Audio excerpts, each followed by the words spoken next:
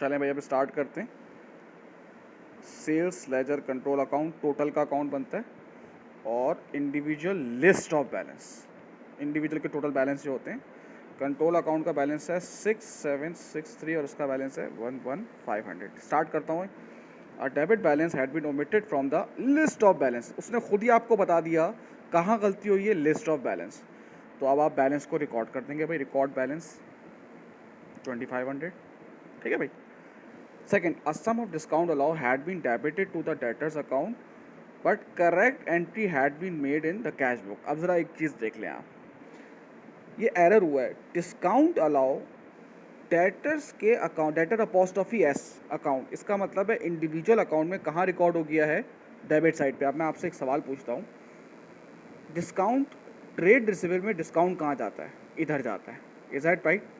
और इसने डिस्काउंट कहाँ रिकॉर्ड कर दिया है, डेबिट साइड पे। देख लें भाई, तो इसका मतलब है ये इंडिविजुअल अकाउंट में गलत रिकॉर्ड हो गया है। तो इंडिविजुअल की सारी गलती कहाँ से होगी, लिस्ट ऑफ बैलेंस में। तो अब आप इधर देखें भाई, ये जब बढ़ता है तो डेबिट होता है और ये कम होता है तो क्रेडिट होता है। तो डिस्काउंट इस उसमें आ रहा है, माइनस में आ रहा है। तो हम क्या करेंगे बेटा, माइनस करेंगे। हमें करना क्या था, क्रेडिट, और हमने क्या कर दिया, डेबिट, उलट कर दिया। अच्छा, ये चीज़ हमेशा याद रखें, जब उलट चीज़, अपोजिट चीज़ सही होती है तो वो डबल से होती है। तो 4000 इंटू 2 8000। ठीक है भाई। डिस्काउंट देते हैं तो डेटर कम होता है हमारा। डबल से क्यों किया, क्योंकि हमें क्रेडिट करना था और हमने डेबिट कर दिया। जब आप उसको एक दफ़ा क्रेडिट करेंगे तो उससे वो एरर जो है वो ज़ीरो हो जाएगा। जब दोबारा आप उसे क्रेडिट करेंगे, असल में रिकॉर्डिंग तब होती है, इसीलिए हम इसको दो दफ़ा करते हैं, डबल से करते हैं। अच्छा, a page in the sales return day book had been overcast. A page in the sales return book had been overcast, इसका मतलब क्या है, जो टोटल होता है ना, वो आपने 500 से ज़्यादा कर दिया। अस पेज, पेज मतलब टोटल, इंडिविजुअल की बात नहीं हो रही है यहाँ पे, एक बंदे की बात नहीं हो रही है। एक पेज का जो टोटल है, इसका मतलब है वो ज़्यादा कर दिया है। टोटल कहाँ सही होता है बेटा, सेल लेजर कंट्रोल अकाउंट में। अब सेल्स रिटर्न जाता कहाँ है सर, सेल्स रिटर्न जाता है इधर। अगर मैं आपसे कहूँ मैंने सेल्स रिटर्न ज़्यादा रिकॉर्ड कर दिया, तो अब आप क्या करेंगे, उसे इधर रिकॉर्ड कर देंगे 500 से।